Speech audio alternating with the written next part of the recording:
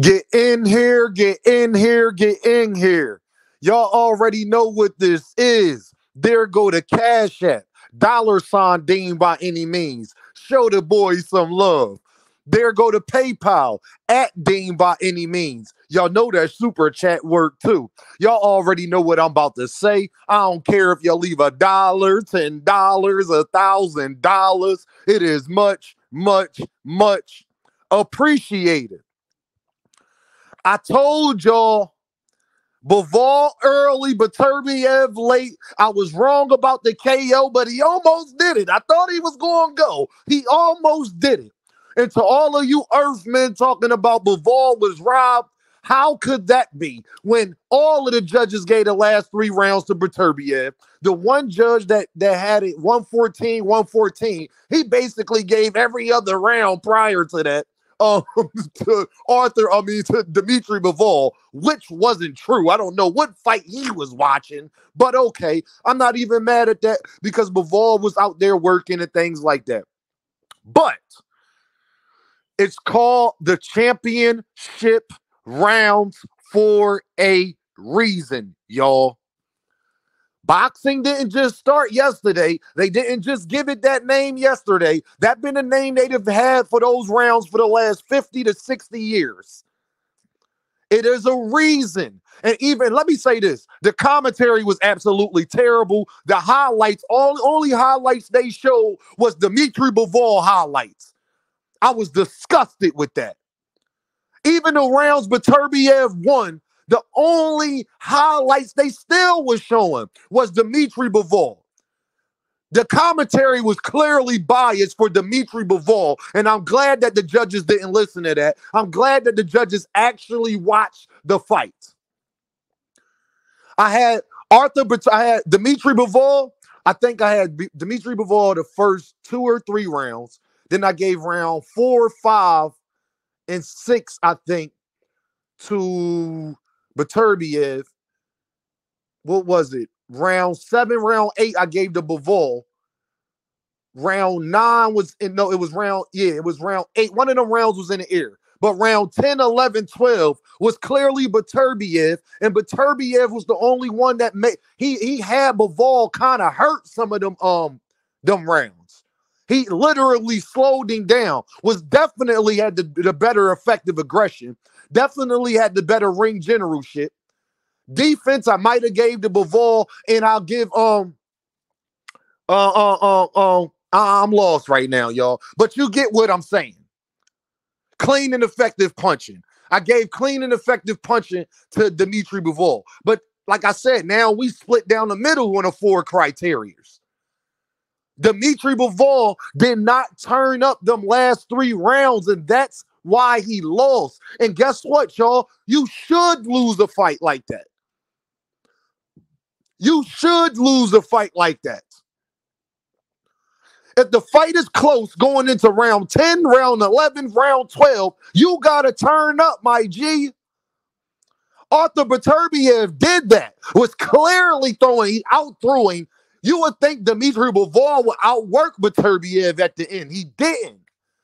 I was wrong because I thought that if it went 12 rounds, Dimitri Bivol would win. He was very close to doing it. But listen, man, Beterbiev power. The punches hurt. He was wearing him down the whole fight and stayed patient. That's what you got to do. Now, one thing I would have liked from Beterbiev is for him to go ahead and attack the body more. But once he started to do that, it was slowing Dimitri Bivol down. I got to give Dimitri Bivol his credit. He's a dog, yo. Dimitri Bivol is a straight dog. I'll give him that. If they want a rematch, I have no problem with that neither. But I will not let anybody tell me that Dimitri Bivol won that fight. He did not win that fight. Y'all got to stop getting fights that's close, and because it's hard for you to make a decision on who won, oh, well, somebody got robbed. The person that actually won got robbed. No, it was very close until it wasn't, which was the last 3 rounds that is called the championship rounds for a reason, y'all. You got to give Arthur Beterbiev credit for that. He was clearly the aggressor in the fight. And he won the last 3 rounds. There go the fight right there. There's nothing else to talk about. And then look at the punishment. Punishment matters, y'all. Arthur Beterbiev didn't look like he had a scratch on him. Dimitri Bivol did. You could clearly see Dimitri Bivol slowing down. You got to factor all it. Listen, y'all, when something is close, you're splitting hairs at that point. But that's our job as content creators, as boxing fans, as boxing analysts, and from the judges, they did their job. When you split hairs, you got to split hairs. And if I'm splitting hairs and a fight is close going into the last 3 rounds, the guy who dominates the last 3 rounds and wins it, even the guy that called it a draw had to give Beterbiev the last 3 rounds. The commentators had no choice but to give Arthur Beterbiev the last 3 rounds. And all of those analysts and them commentary people need to be ashamed of themselves. The rehab season people that was showing the zone needs to be ashamed of themselves because they clearly was in favor of Dimitri Bivol and making it look like he won the fight. Like he was beating up Arthur Beterbiev. That did not happen, people. But not to take nothing away from Dimitri Bivol, man, because he showed me something I wasn't sure he had. He got a little bit more pop on his punches than I thought. He had enough to keep Arthur Beterbiev off of him because honestly, if he didn't, it was going to be bad. It was good night, Irene. Absolutely, it was good night, Irene. Dimitri Bivol was very, very good defensively. I salute, bro. Gotta give him his credit for that. His defense was on point. He came to fight. But this is what happens in a fight, man, when you get wore down by a guy that's just more aggressive than you. He got bricks in his hands, man. I told y'all this fight will come down to determination. We're going to see who got more dog. And Arthur Beterbiev clearly showed that he had more dog. And that's what matters in boxing. I got to give it to the guy that's more of an aggressor, that keep the guy on his back foot. That's clearly showing in the championship rounds that he understands. It looked like, and this the other thing, y'all. I got to give Arthur Beterbiev the fight because when they go into the championship rounds, it was clear that Arthur Beterbiev knew that I got to get these rounds. And he did that. They was even saying that going into round 10. Arthur Beterbiev won a very close fight, but it wasn't no robbery. I don't want to hear no robbery talk. That did not happen. Straight up. It was a fair fight. If I had to score it, I scored it 115, 113 for Arthur Beterbiev. 116, 112. I'm not mad at that neither for Beterbiev. I'm not mad at that neither. But at the end of the day, Arthur Beterbiev did what he had to do. And this is the other part I got to give Beterbiev credit for because he's used to knocking people out. And he didn't just base his whole game plan off on that.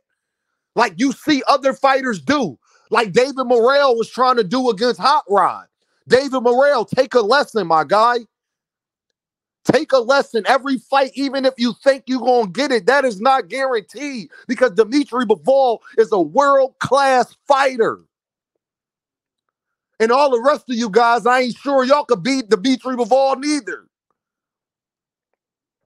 But at the end of the day, man, congratulations to Arthur Beterbiev. Congratulations to Dimitri Bivol. Dimitri, I thought you was going to turn up at the end, man. He tried, but listen, man, like when somebody wearing you down, man, it is what it is at that point, bro. The better man literally won. You know that saying that they say, the better man won?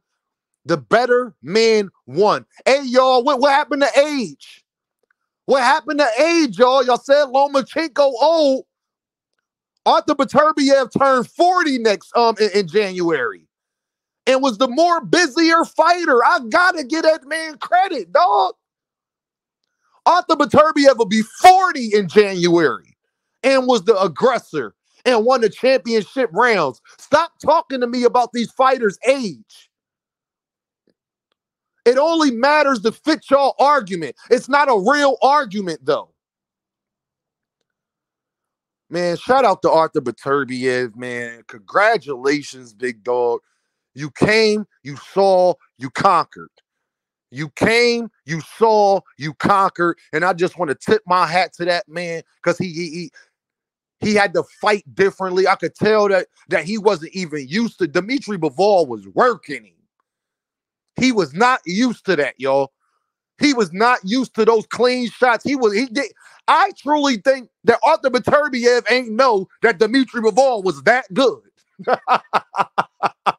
The first couple of rounds, Arthur Beterbiev was in there reconsidering his life. Like, I got it. Like, hold on. Oh, he's sharp. He don't stop moving. Arthur Beterbiev, I could have told you he was going to do that, my guy. I don't know what you was watching. You thought that Canelo stuff was a fluke. It's not. It's not, my G.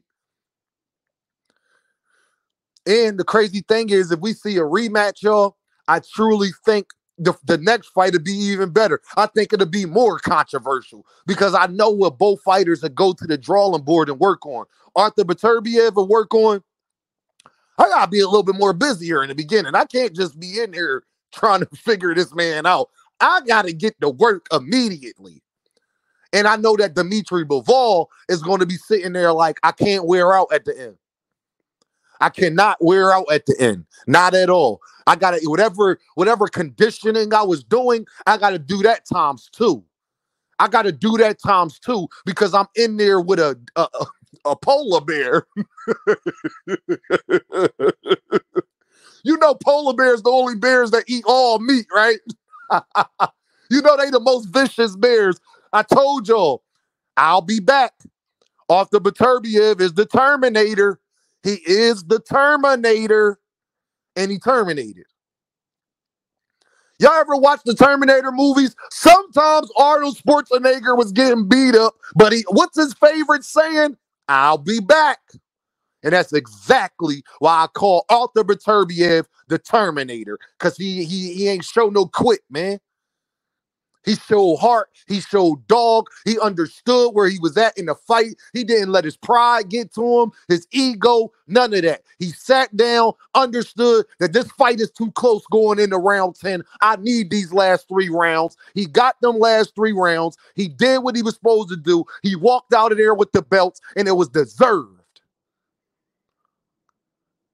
Shout out to them 2 men, man. That was a great fight. Hey, y'all, I kind of told y'all it was going to be fight of the year. Now, if you don't think it was fight of the year, I ain't mad at y'all. But Dean told y'all it's definitely the most controversial so far, though, ain't it? Besides O'Shaquie Foster and Conceição, you name me another fight that was more controversial than this. So if it ain't your fight of the year, it's a nominee. If it ain't your fight of the year, it's a nominee. That's all I'm going to say. Y'all know what this is, though, right? Dean, by any means. And I holla at y'all.